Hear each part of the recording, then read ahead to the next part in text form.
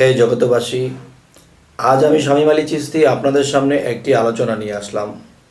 সে আলোচনাটি হলো, মানুষ কিন্তু একটা কথা বলে থাকে যে আমরা মানব জন্ম পেয়েছি, মানব জন্মটাই শ্রেষ্ঠ। আর এই কথাটা শুনে আমার তখনই লাগে কষ্ট যে মানুষ জন্মটা কিভাবে হলো শ্রেষ্ঠ। তো আজকের যে বিষয়টি আলোচনা করব যে মানব জনম শ্রেষ্ঠ কি করে।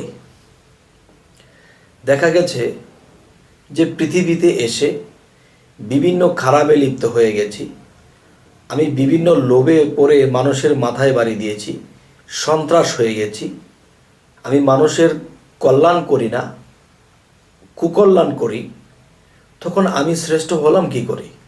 আচ্ছা, এ হলো একটা বিষয়। আরেকটা বিষয় দেখবেন যে যদি বিদেশ থেকে কোনো স্মাগলারিং বা কোনো ব্যবসা করে, খারাপ ব্যবসা করে, তখন ব্যাগের মধ্যে কি বোম আছে না ব্যাগের মধ্যে কোনো স্বর্ণ আছে, কোনো অবৈধ কিছু আছে কি না, তখন দেখা যায় যে কুকুর ছেড়ে দেয়। তখন কুকুর বলে দিতে পারে যে এটার মধ্যে বোম আছে বা এটার মধ্যে স্বর্ণ আছে বা একটা কিছু বলে দিতে পারে। তাহলে মানুষ বলতে পারে না এটার মধ্যে কি আছে, পশু বলে দিতে পারে। তাহলে আমি তো দেখতেছি যে এই পশুর থেকেও মানুষ নিকৃষ্ট, শ্রেষ্ঠ হলো কি করে? আচ্ছা, আরেকটি বিষয় হলো যে রাতের বেলায় ইঁদুরকে যখন বিড়াল ধরতে যাবে, তখন কিন্তু সেই বিড়ালকে কুপি বা বাতি জ্বালিয়ে দেওয়া হয় না। সে কিন্তু অন্ধকারের মধ্যে যেরকম দেখে দিনের বেলা ঠিক ওরকমই দেখে, আর তার জন্য লাইট বাতির প্রয়োজন হয় না। সে কিন্তু ইঁদুরগুলোকে কামড়ে মারছে বা ধরতেছে, যে কোন জায়গায় রাতের বেলায় ছুটছে তার পিছনে পিছনে গিয়ে সে ইঁদুরগুলোকে ধরছে, লাইট বাতি কিছু লাগে না। তাহলে আমরা যদি সন্ধ্যা হয়ে যায় তখন কিন্তু আমরা লাইট ছাড়া চোখে দেখি না, এখানে সেখানে হোঁচট খেতে হয়। তাহলে আমাদের থেকে কি বিড়াল শ্রেষ্ঠ হয়ে যায় না? তবে কি একটা গুণে সে শ্রেষ্ঠ হয়েছে, যে রাতের বেলায় সে চোখে দেখে। কুকুর, তার মস্তিষ্ক ঘ্রাণ শক্তি আছে, এবং কুকুরের আরও কয়েকটা গুণ আছে, যে সে প্রভু ভক্ত, সে কখনো নিজের প্রভুর সাথে বেইমানি করে না, কিন্তু মানুষ কিন্তু করে।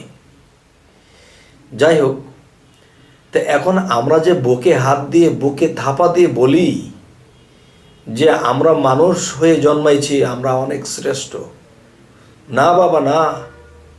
আমি বলবো যে কিছু কিছু গানে বা কিছু দার্শনিক বা কিছু জ্ঞানীগুণীরা একথাটা বলে গেছেন যে কিছু মানুষ হইতে পশু ভালো, মানব জীবন বৃথা গেল।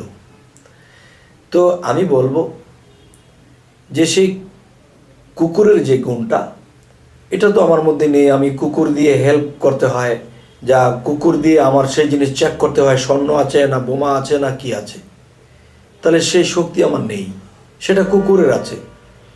তাহলে কুকুরের কাছে আমি এই দিক দিয়ে ধরা, ওদিক দিয়ে বিড়াল রাতের বেলা চোখে দেখে, তার বাতি লাগে না, ইঁদুর ধরতে পারে, সে রাত্রে যেমন দেখে দিনে তেমন দেখে, তাহলে তার এই গুণের কাছে আমি ধরা।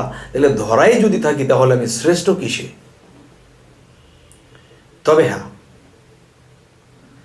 যেমন একজন আল্লাহর ওলি, সে সংসারের দিকে মন নেই, বিভিন্ন দিকে তার মন নেই, সে এক আল্লাহকে নিয়ে সাধনা করে, এক আল্লাহকে নিয়ে পড়ে থাকে। তখন দেখা যায় সে যখন এক নীরব নির্জনে সে ধ্যানের দেশে ডুবে আছে চোখ বুজে, তখন কি হলো, একজন লোক তার পাশে এসে দাঁড়ালো, দাঁড়িয়ে বলতেছে, বাবা, আপনার কাছে বিশ্বাস করে এসেছি যে আপনাকে দেখে মন সাক্ষ্য দিল যে আপনি একজন আল্লাহর ওলি হবেন। তখন বলল যে বাবা, নিজের বাবা মা যাদের নেই তো নেই, আর যাদের থাকতেও বাবা মাকে সেবা করা গেল না, বাবা মার কোনো আরাম আয়েশ দেওয়া গেল না, তখন আমরা যে সন্তান, আমরা তো অনেক পাপিষ্ট হয়ে যাব। তখন যাকে বলতেছে ব্যক্তিটি, সে তো একজন আল্লাহর ওলি, সে চোখ বুজে এরকম ধ্যানের দেশে বসে আছে, চোখ মেলে দেখেও না সে কে এই কথাগুলো বলতেছে। তখন এক প্রকার সেই লোকটা বলতেছে, মেডিকেল যখন গেলাম আমার বাবা অসুস্থ, ভর্তি করিয়েছি, তো আমার বাবা সেখানে অসুস্থ হয়ে পড়ে আছে। তখন চেক আপ করেছি, চেক আপ করার পরে দেখা গেল ডাক্তাররা বলল যে আপনার বাবা যদি কিছু খেতে চায় তাকে খাইয়ে দিন, সে আর বাঁচবে না, সে এই পৃথিবী ত্যাগ করবে, তার অনেক বডির মধ্যে অনেক সমস্যা পাওয়া গেছে। তখন লোকটা যখন তার নিজের পিতার এই ধরনের কথা শুনলো, তখন সে বেরিয়ে এসে পড়ল।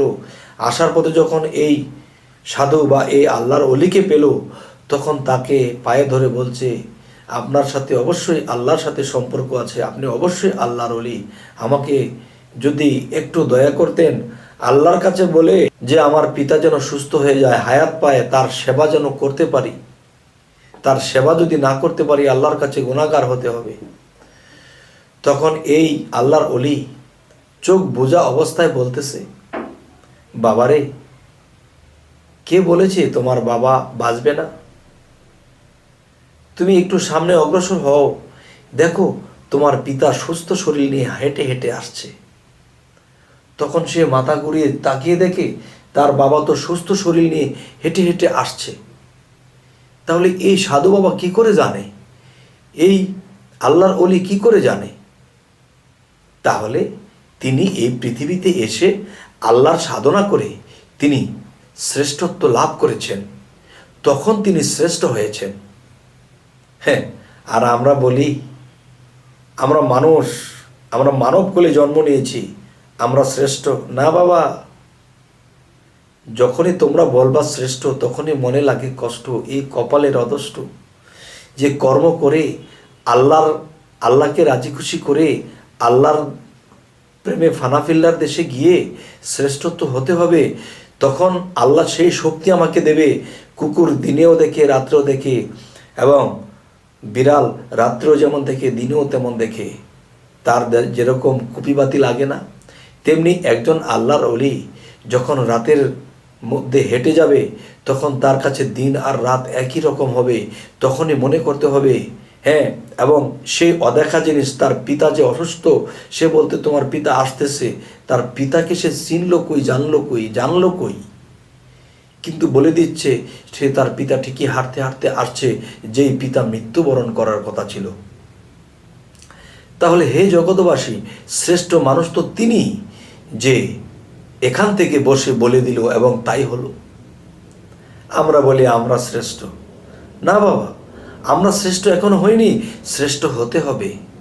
তবে কোন কোন কর্মে শ্রেষ্ঠ হতে পারবো, কোন কোন আমল, কোন কোন ভাবে আল্লাহর প্রতি অগ্রসর হলে, কি করলে আমরা শ্রেষ্ঠ হতে পারবো, সেই শ্রেষ্ঠ হতে হলে একজন শ্রেষ্ঠ মানুষের কাছে আমাদেরকে যেতে হবে, তবেই যদি আমরা পারি।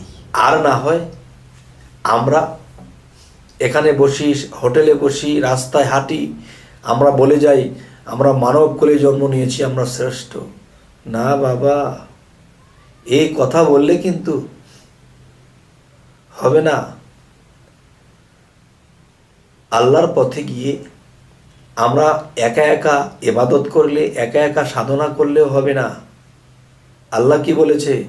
তোমরা যদি আমার সাথে বন্ধুত্ব স্থাপন করতে চাও, তাহলে তোমরা আমার কোনো বন্ধুর সাথে তোমরা সম্পর্ক করো, তাহলে সেই বন্ধুর স্পর্শে তুমি বন্ধুর বন্ধু হয়ে যাবে।